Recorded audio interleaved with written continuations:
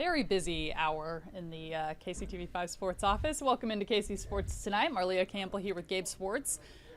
Gabe, where do we start? We'll start with Freddie Fermin. MLB trade deadline come and gone about a half hour ago, and a number of moves at the buzzer. Gabe, let's run through those maybe sequentially, but let's start with Fermin and his impact in Kansas City and your reaction to his departure. Yeah, so the first move of the day, I think this came in a little before 3. Around 3 o'clock. My concept of time is a little interesting over the last 2 hours. Blur. Yeah. Just been reading Twitter, reading reports, and then working on stories. But Freddie Fermin traded to the Padres. They're in need of a starting catcher, and so an upgrade over their current starting catcher. And so Freddie Fermin is going to become their starting catcher. As a result, they sent back a pair of young, controllable arms, which that's kind of the theme of what the Royals have been doing in acquiring starting pitching recently with Ben Gergert and then Stephen Kolek. And because of that, the Royals end up with a guy who is the Padres' seventh ranked prospect entering the season. He is one of the top pitching prospects in their organization. He's a guy who, in a limited sample size, has already been pretty good at the major league level. And then Stephen Kolek this year he's more of a tabbed as somebody who could be a fifth starter, a long relief type of guy. But they're both guys who you expect to add to your MLB roster. And overall, it's a pretty good process. I would say that Padres fans, based on my reading online, were not necessarily thrilled with it. Good news. I don't know if us. And I think that's because they were so high on the pitching prospects of the guys that they sent back, whereas they don't necessarily understand, I guess, the value of what they're getting in Freddie Fermin, a really great defensive catcher. Everyone who's been in the Royals clubhouse would say a really good clubhouse guy, one of the best, one of the more positive people to be around if you're inside of Kauffman on the day-to-day basis. And I saw Joel Goldberg put out a video about like what this means to the Royals, what this means to get rid of someone like Freddie Fermin, which unfortunately it's just the nature of the business. Like, right. He's a 30-year-old catcher who's in his 4th season.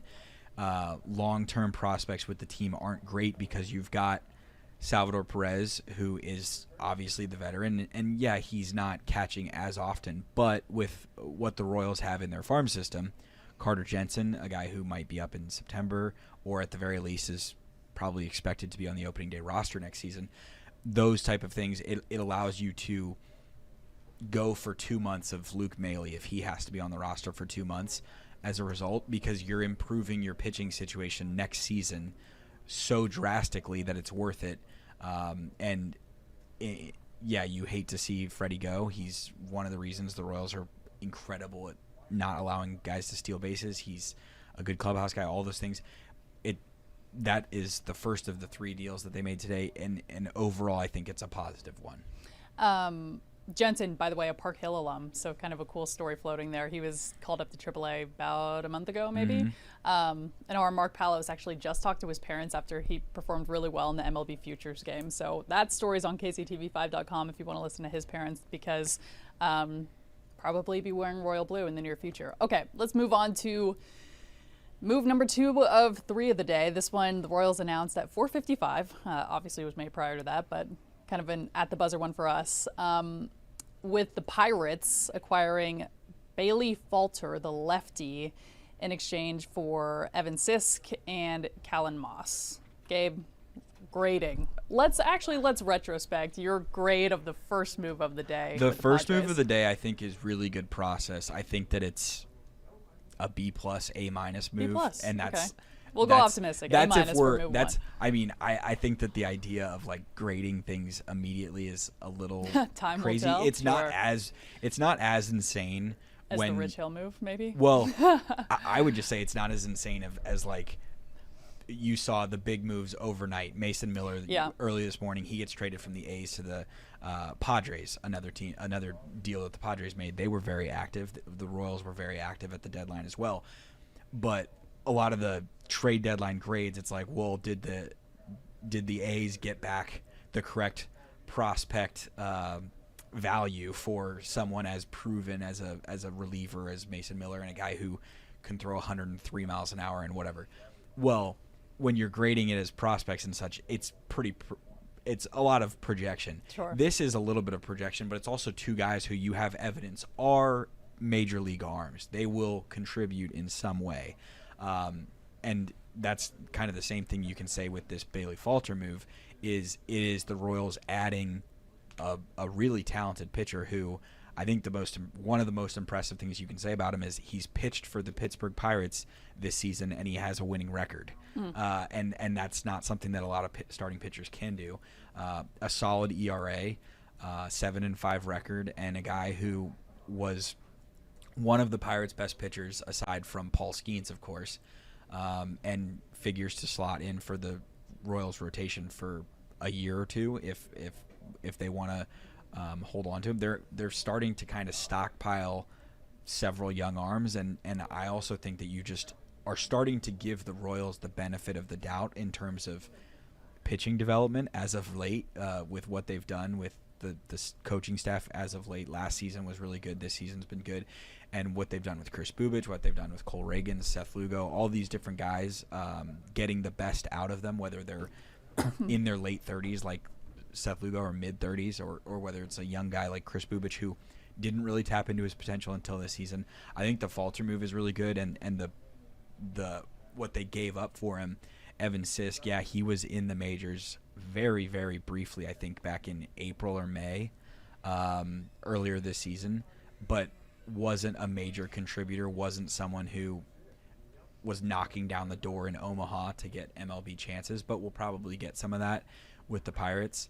And then Moss, I don't think that I'm not an absolute expert on Royals prospect system, but I don't think that that's something that you're going to catastrophic absolutely loss you'll miss feel later. out on. Yeah. Okay. Found out about the third and final move of the day, probably. Yep. Literally on my walk over to the live desk, Gabe. You were the first one who told me about this. First of all, very busy day for JJ Piccolo. I want to kind of backtrack. Did you expect it to be this helter-skelter? I figured that they would make a move for pitching and a move for a bat. And Sure. that's why I was a little confused when it got to 5 o'clock Yeah. our time and we thought the deadline had passed. Of course, sometimes it's just a matter of reporters acquiring the information and Right. they have to sift through it in order, and thus like Jeff Passan got to this deal that we're about to talk about, Mike Yastrzemski coming from the Giants. He got to it at like 5:08, 5:10ish, Yeah. and then said, I thought wow, we were done like, for the day. Yeah. there was the deadline. Yeah. And the Royals just tweeted the official deal in Oh, there it exchange is. for Yeah. minor leaguer Yunier Marte, and said a corresponding move will be announced later. So over the last couple weeks, the Royals have made they've added, whether it's today, adding the 4 players, Yastrzemski, and the 3 pitchers, and then Randall Grichuk, Adam Frazier. So they've added 6 guys. The roster shuffle, I would have to figure, like a Tyler Tolbert is probably going back to AAA. Who knows what happens when Jack Caglione comes back from the injured list, or Mark Canha comes back from the injured list, and maybe he's a DFA candidate. Who knows?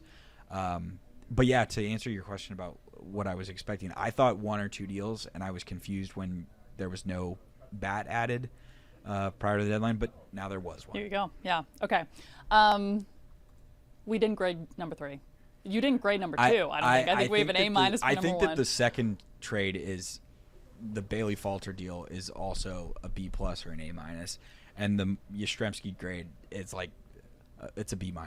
They're adding a veteran bat who has 5.5 years of service time in the MLB, who you know is also a really solid defender in the outfield, which matters at Kauffman Stadium, and is someone who you can play and you can trust. So I think that any move that they make that gets them out of the position of having to start the Tyler Tolberts or the Drew Waters, if he's up there. I also wonder if this means that MJ Melendez is going back to Omaha again.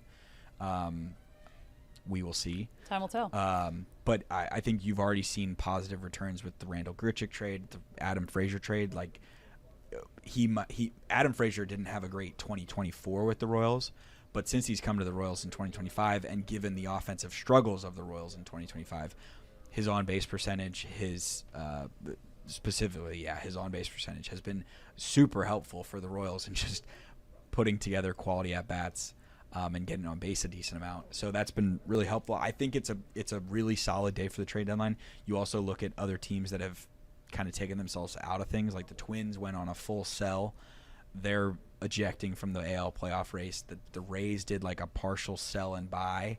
I would say that they sold more than the Royals did, because just the Royals, you're just pretty much giving up Freddie Fermin.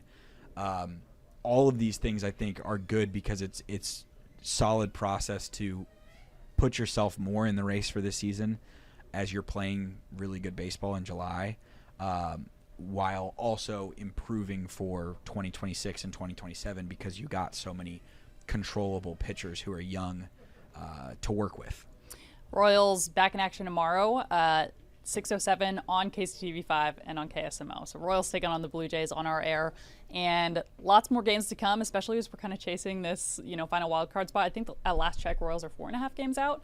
3.5. 3.5. All right, love it. It's 3 now, and it'll be 3.5 depending on who wins the Rangers-Mariners game late tonight. And some good ones on our air. I think there are 2 against the Tigers coming up, another division game of some kind. So kctv5.com/Royals, but circle your calendar, set your DVR, tune in tomorrow at 6:07 for Royals Blue Jays. Okay, a couple minutes left, Gabe. We've been doing a lot of these KC Sports Tonight shows from St. Joe. So you and I don't even know if we've been on this desk together since camp started. So wanted to run through some of your top takeaways now that we are 8 days in the books of Chiefs training camp. What day is it? Thursday? Is it Thursday? Yep. So we are 9 days out from the Chiefs' first preseason game. Yeah. Really, Tuesday was the crazy day of camp so far. I was there yesterday. It was very slow. But Tuesday, you had the big fight going on. You had 3 receivers go down to injury, TBD on the kind of severity of those. But and then we have, in my mind, a sleeper of camp who I think is going to be big for the Chiefs this year. I almost said Royals. That would have been a bit of a plot twist. Gabe, let's just open it up pretty broad. Your top takeaways of now that we've had a bit of a look at this team so far, a couple days in full pads. Well, I think that the buzz of camp, the Josh Simmons stuff, whether it's the fight or just the play on the field, the play once they've put the pads on, and his ability to be healthy, because going back to when he was drafted, going back to OTAs, rookie minicamp, all these different things, his level of participation in training camp was such a question mark, and there's really been nothing holding him back at this point. Yeah. It almost seems like he is hitting the 100th percentile injury return outcome from this torn patellar tendon, which is a really, really good sign for the Chiefs, because the best case scenario is that the investment they made in the offseason with Jalen Moore is either, he goes to left guard to play or compete against Kingsley, or he's flips to the right side. He's going up against Jawan Taylor. If Jawan Taylor continues to have knee issues that bothered him throughout the end of last season and throughout this, or the penalty issues, career, or he's just a really, really qualified sixth guy who, he spent a lot of his career in San Francisco waiting behind Trent Williams. Maybe he's going to be waiting behind Jawan Taylor and be ready to move into the right tackle spot, when I think, as most people expect, Jawan Taylor is going to be a cap casualty ahead of the 2026 season. That's looking way ahead. I think that is a really positive sign. And the other offseason storyline we've all been watching has been the Rashee Rice stuff, and whether he's healthy, whether he's going to be suspended, which we're still awaiting. But in that line, what the receiver room looks like. And Tyquan Thornton's there, Sky Moore's there, Hollywood Brown is dealing with the ankle injury. I think that my guess is that, given how the Chiefs have talked about it, how they talked about it on Wednesday, and the way that it's looking, and just, you said it, Wednesday's practice was a little slow. Yeah. It was the 10-10-10. It was one of the lighter practices of training camp and ahead of an off day. If he's back out there tomorrow, I think that's one less thing to worry about. You're saying Hollywood? Yes, yeah. Hollywood Brown. Yeah. Whereas Sky Moore's kind of in the spot, not to compare him in the same realm, of head case or issue, but the way that we talked about Kadarius Toney in training camp last season was a lot of like in terms of being on the bubble. In terms of being on the bubble of the roster, is there's like only so many spots. He can't afford things to go poorly. He can't afford injury setbacks, all of these different things, and then it just continued to pile up for Toney last year, and he ended up being cut. I think that that's where we're heading toward for Sky Moore, especially when you're seeing. You think he'll be cut? I think he will be cut. I think what makes it tough for Sky Moore is how good Nico Remigio has been on the return game. And then you add in the fact that Tyquan Thornton is having a really, really good camp. So much so to where Juju Smith-Schuster said he's excited to have him as part of the team this year, yesterday. Yeah, which I think sheds some insight into the decision-making. He's like, I think that the Tyquan Thornton stuff is like best case scenario for the Chiefs and for the receiver room and for the holistic, like who can do what in the receiver room. That's where it also just hurts Sky Moore, is that he's a smaller guy, and a lot of what he does or where he lines up is stuff that Hollywood Brown's going to do or Xavier Worthy's going to do. But Tyquan Thornton figures to be a really, really, really cheap version of what they had in MVS for a long time, which works to his favor in terms of making the roster. So I think that's kind of where I'm at for the Chiefs receiver room at this point. Yeah. Be interesting to see how that shakes out, and we don't have that much time left. I think we're like 3 weeks out from the cut date. But okay, left tackle situation, wide receiver situation. Gabe, any other big things popping out to you at camp so far? Let's talk about the fight, because we haven't really talked about it yet. I'm curious. I've gotten Neil's take. I've gotten Mark's take. I'm curious your thoughts on our first, I guess, punches thrown moment at training camp. I don't think that this is a big deal. Yeah.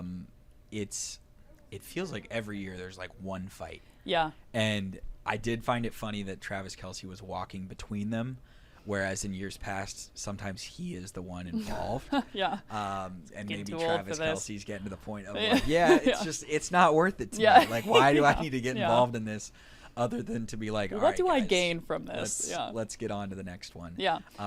I was not in St. Joe on Tuesday. I was, like Neil said, I was in Kansas City playing golf. So I can attest to how hot it was outside. Yeah. And how hot it was when you were outside for an extended period of time. Which is what Andy Reid cited after. He's like, it's hot. People get ornery when it gets to be like this. Yeah. So I wasn't doing anything physically that would make me want to punch someone else, but I wasn't in Andy Reid practice. I was just outside playing some golf. But yeah, I could see why somebody would be upset by having to go against the same person over and over. And we're getting to that point where I think this weekend and into next week before the preseason game against the Cardinals, where like we're about to check off the bingo list of like, these guys are ready to hit somebody else. Mm-hmm. That's coming next week. Yeah, we are well past that point. I think the fight ended up being such a big storyline at camp because of a story that Neil did earlier in the week, which was, it's a quote-unquote boring camp so far, which is good news. I know boring has obviously a negative connotation to it, but remember a couple years back we had, wasn't it Kadarius Toney got hurt on the very first play of camp, ended up he got hurt on like pre-camp. It was like before practice even started. Yeah, it was the first day. Yeah. When a lot of people still aren't there. Yeah, so we've had, big injuries, which yes, we had a couple in the wide receiver room, but they all sound not super concerning. Xavier Worthy banged his head. The way they're talking about it, I think the concussion protocol stuff is more of a formality than anything. Hollywood Brown, Andy Reid, we talked to him, the last time we talked to him was right after the injury happened, so it sounded like he hadn't gotten an update for the medical team yet, but he said he didn't think it would be that bad. And then Sky Moore is the question mark. But that said, we've had, years of big injuries. We've had years of heated position battles. Not saying that we don't have some of those this year, but things have been relatively quiet, which is good news. So when you have a rookie punching another rookie in the face, it kind of jumps out to you at training camp. But another big one tomorrow, they'll be back in full pads. Again, they had that hard practice on Tuesday. Wednesday was a borderline day off. It was really, really light. Guys were in shells. I had today off. So tomorrow should be exciting. And good weather tomorrow. And good weather. So hopefully no punches Hopefully thrown. People are in a good mood. Yeah. But we'll be out there. Neil Jones and Mark Palos are reporting to camp tomorrow right after camp ends. Andy Reid is set to take the podium along with a couple other players. So we will be streaming that live to you on KCTV5 Plus. You can download that free streaming app on Apple TV, Fire TV, and on Roku. So we'll see you there. We'll see you for KC Sports Tonight, same time, same place tomorrow. But thank you so much for watching, and I hope you have a great rest of your day.